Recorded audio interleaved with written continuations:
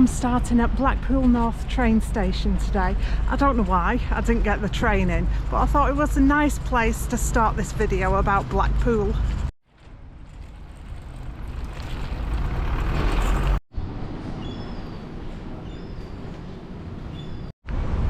That's the tram just gone. Thankfully I wasn't planning on catching the tram today. It's not that far to just walk up Talbot Road into town.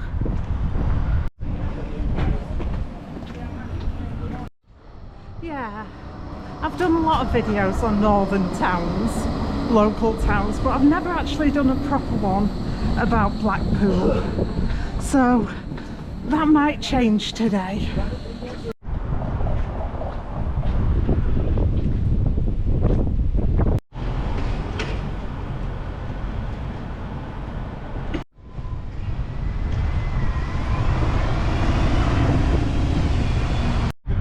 Now here's something I never knew. Lucy Morton, it says, Britain's first women's Olympic swimming champion, winning a gold medal at the 1924 Paris Games in the 200-metre breaststroke. She previously held world records in 1913, 16 and 1920, and she lived in Blackpool Town Hall from 1919 until 1927, where her father was the mayor's attendant. And it says in 1969 she was presented to Her Majesty Queen Elizabeth II, who did what with her, I'm not sure.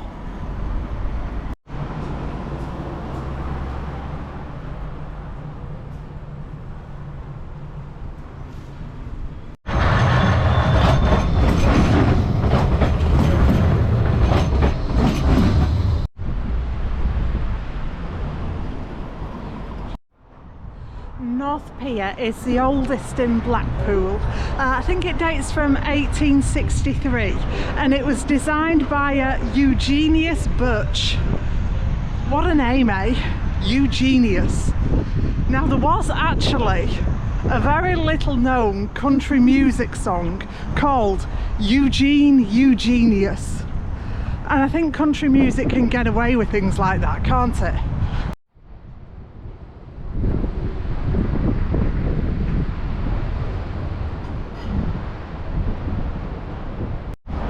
Blackpool Tower was opened in 1894 and it's a copy of the probably more famous Eiffel Tower, and also there used to be a very similar tower just on the Wirral in New Brighton, and I think that one actually came before Blackpool Tower as well.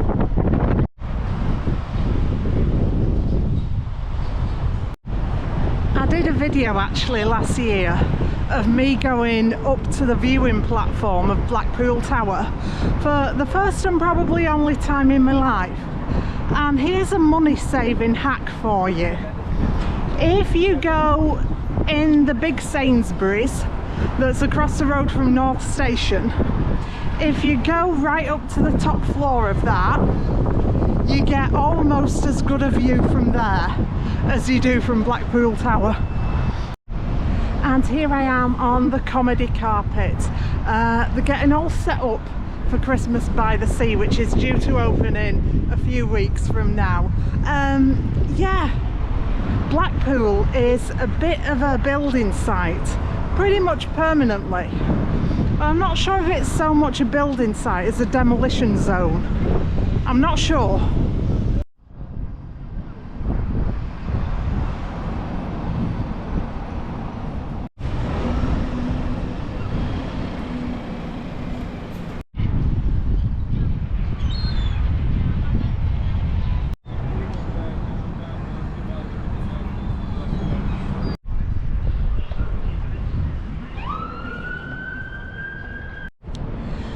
Blackpool Central Pier was opened in 1868. It was originally called the South Pier actually, and it changed its name following the opening of what we now call South Pier, then called the Victoria Pier. How confusing is this? Am I making any sense? Just down the promenade there. Yeah, so in the 80s it underwent massive refurbishment and the Ferris wheel was opened in 1990. I remember walking down Central Pier in Blackpool with a friend of mine, and we were actually going to go on the Ferris wheel until we got up close to it, and you can see all the rusty bits where the seas caught it, and it kind of put us off a bit, so we didn't go on. And this somewhat desolate feeling car park round here is where the old Blackpool Central Station used to stand. Of course, during the Industrial Revolution, Blackpool grew from being a very, very small town of no more than about a couple of hundred or so people to being the entertainment centre, the relaxation centre, not only of the north of England, but eventually of the whole country.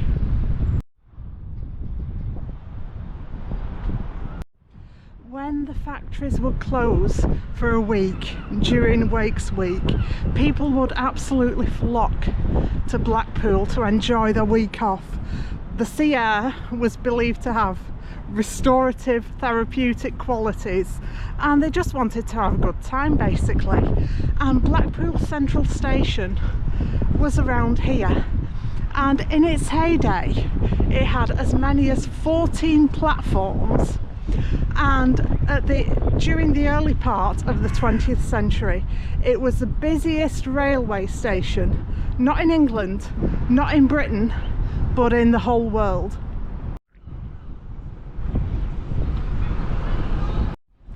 In the 1960s, the Beeching report recommended the closure of Blackpool North Station, but for some reason instead they decided to close Blackpool Central Station, and this is what it is today.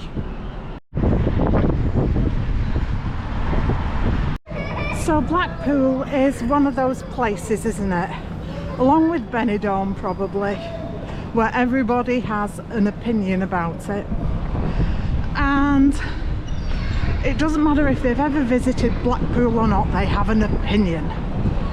And that's fine, you're allowed to have an opinion as long as it's expressed fairly, and as long as you're not basing it just on what you've read in the papers and you have actually experienced what led to your opinion. Blackpool, I'll admit it, it's a town that has its social problems. Of course it does. Show me a town in Britain that doesn't have social problems. We have an absolutely massive population, over 100,000 people, and it grows in summer.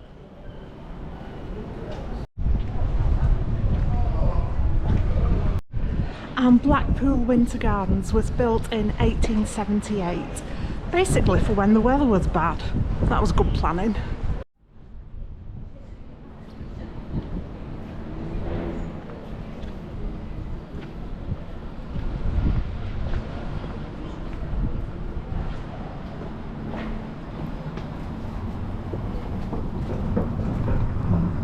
Well, that didn't go to plan. I wonder if we can get in around this way.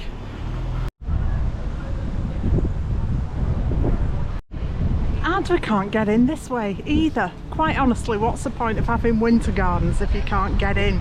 So yeah, I remember, at the risk of sounding about 1,000 years old, I remember in the winter gardens in Blackpool when I was a kid, there was this wonderful place called Professor Peabody's Play Place. And it was the kind of place where back then your mum would just dump you.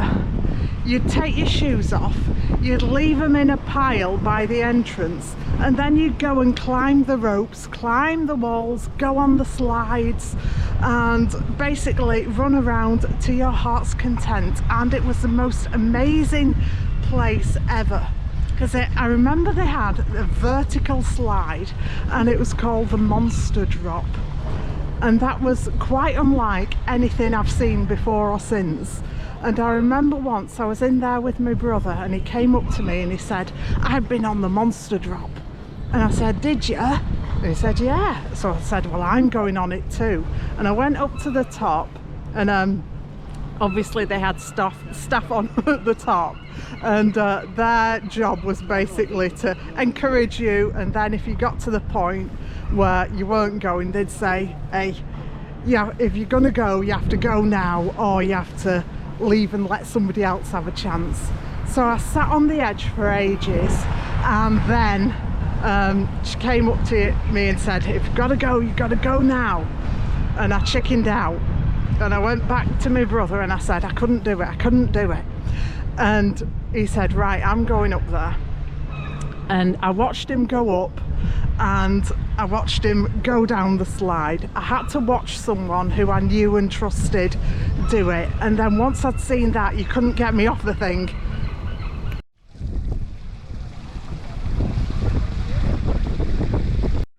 And St John's Church in Blackpool was built in 1821.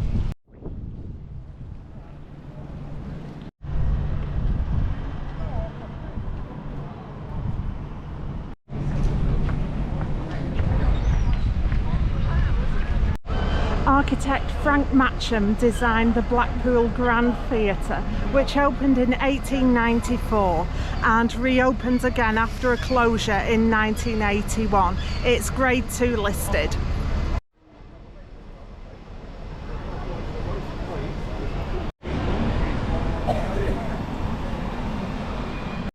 And the smallest pub in Blackpool is the Meter, which dates from the late 17th century.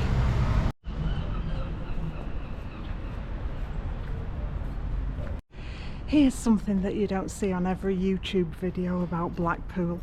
On Queen Street next to Central Library, it's the Grundy Art Gallery. I know I don't do art museums, but I wanted to surprise you.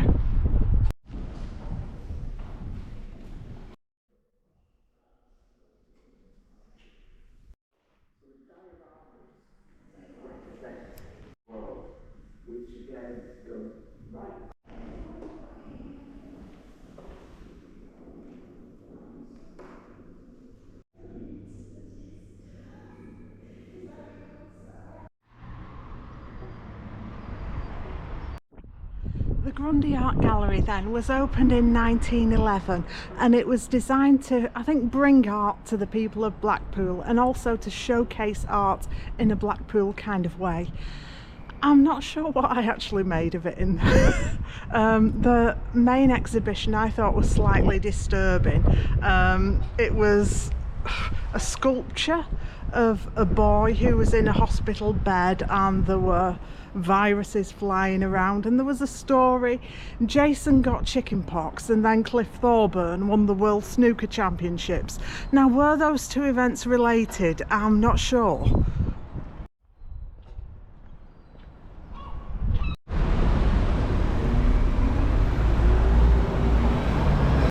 Here I am now back round North Station where I started. I hope you've liked this video about Blackpool, and if you have, don't forget to watch one of my others, tell your friends, and don't forget to subscribe because I upload new travel videos every Monday and I wouldn't want you to miss anything. And in the meantime, thanks so much for watching, and I'll see you next time. Bye bye.